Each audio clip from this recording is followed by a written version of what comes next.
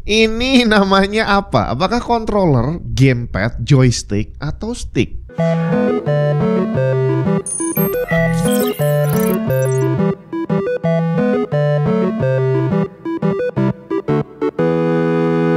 Sebenarnya mau disebut apapun nggak masalah, sah-sah aja. Controller, gamepad boleh karena memang fungsinya untuk mengontrol video game gitu kan ya. Tapi kok bisa ada orang yang nyebutnya joystick, batang kesenangan? Joystick sendiri awalnya merujuk pada input device yang bentuknya seperti yang ada di pesawat, dan dia sering juga disebut dengan nama flight stick. Bahkan istilah joystick ini disebut udah ada dari sejak awal tahun 1900-an. Salah satunya tertulis di Oxford English Dictionary, dituliskan penggunaan kata ini pertama kali ada di tahun 1909. Tapi kejauhan kalau sampai ke sana. Kita bicara tentang joystick yang ada di Indonesia aja. Jadi di tahun 80-90-an itu demam video game udah masuk Indonesia, udah rame gitu ya.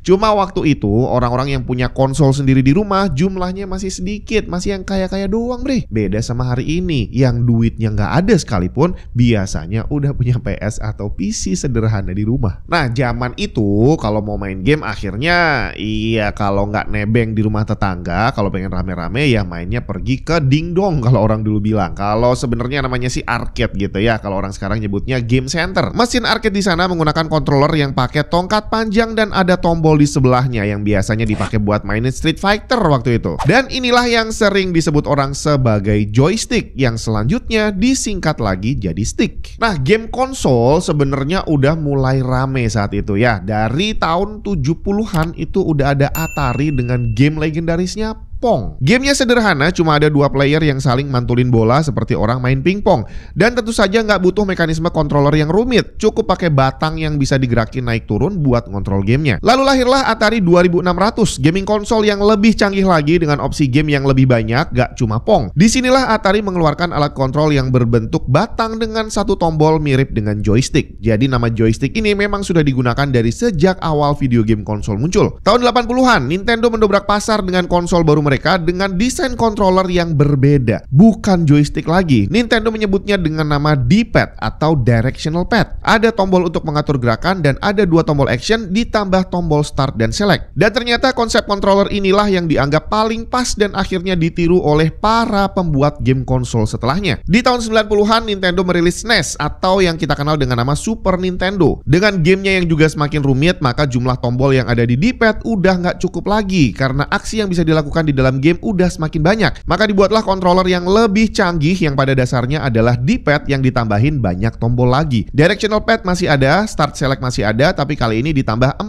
tombol action dan 2 tombol ekstra yang dipencet pakai telunjuk. Dan pada dasarnya semua controller yang kita pakai hari ini, apapun mereknya, apapun jenis konsolnya, adalah modifikasi dari controller Super Nintendo. Setelah SNES, Nintendo merilis lagi konsol baru mereka yang dinamakan Nintendo 64. Di sini mereka bikin inovasi baru lagi. Bentuk kontrolernya jadi lebih aneh, dan yang paling menonjol selain tambahan outer grip untuk pegangan tangan adalah joystick di bagian tengah. Ini disebut dengan nama analog. Jadi yang dibilang analog itu bukan karena dia nongol, tapi sebenarnya adalah respons dalam gamenya seperti apa. Jadi kalau kita pencet tombol yang ini bukan analog. Artinya kalau kita pencet, dia responnya langsung, nggak bisa dibedain apakah dia mencetnya dalam atau enggak. Jadi kalau misalkan orang lagi mukul, ya di dalam gamenya mukul doang, nggak bisa mukul agak berat atau mukul agak ringan gitu, nggak bisa. Sedangkan analog, respon di dalam gamenya itu akan menyesuaikan sejauh apa kita mencet. Kalau dorongnya dikit dia jalan, kalau dorongnya banyak dia lari gitu ya. Nah itulah yang disebut dengan analog. Dan kalau kembali ke controller Nintendo 64, dia kurang ergonomis. Jadi analog di tengah itu nggak enak banget pakainya. Jadi akhirnya walaupun canggih, dia kurang populer. Nah, controller Nintendo 64 ini selain punya analog, dia juga adalah controller pertama yang memperkenalkan fitur getar, tapi harus beli add-on. Teknologinya udah canggih banget, cuma sayangnya kurang ergonomis. Jadi walaupun canggih, orang-orang pada nggak suka kali ya, karena pakainya susah bre. Sampai akhirnya muncullah Sony PlayStation, di mana di PS1, Sony udah mengeluarkan controller yang dinamakan DualShock. Stick pertama di dunia yang menggunakan dua analog, di mana satu untuk pergerakan dan satunya digunakan untuk fungsi yang lain yang umumnya dipakai untuk geser kamera di dalam game. Gak cuma itu, DualShock juga udah punya sistem getar built-in. Secara ergonomis dan teknologi jauh lebih baik dibandingin controller Nintendo 64. Saking hebatnya desain DualShock ini, akhirnya sampai sekarang ini stick PS4 namanya DualShock 4. Kalau untuk PS5 namanya DualShock 5. Bentuknya ya masih sama dengan DualShock yang pertama, cuma dikasih ada touchpadnya di sini, tapi sisanya secara desain dan jumlah tombolnya masih sama, bre. Dan kalau kita lihat semua desain controller yang ada di pasaran sekarang, iya boleh dibilang dia adalah modifikasi dari ini DualShock ya. Bahkan ini Steam Controller, ini adalah controller, salah satu controller paling enak yang pernah saya pakai. Iya, pada dasarnya dia adalah modifikasi dari DualShock dengan penambahan beberapa fitur yang nggak ada di sana. Tapi di sini Nintendo nggak ikut-ikutan pasar, bre. Walaupun semua konsol, semua controller untuk PC sekalipun menggunakan desain yang kurang lebih sama, Nintendo membuat inovasi yang berbeda lagi. Nintendo Wii kontrolernya kayak gini, coy. Beda jauh sama controller lain yang ada sampai hari ini. Dia menggunakan sensor gerak, jadi para playernya dituntut untuk gerakin badan, bukan cuma jari. Konsep yang dicoba ditiru oleh Xbox dengan Kinect, lalu dikembangkan lagi oleh Sony dengan PlayStation kamera yang berlanjut ke teknologi VR-nya.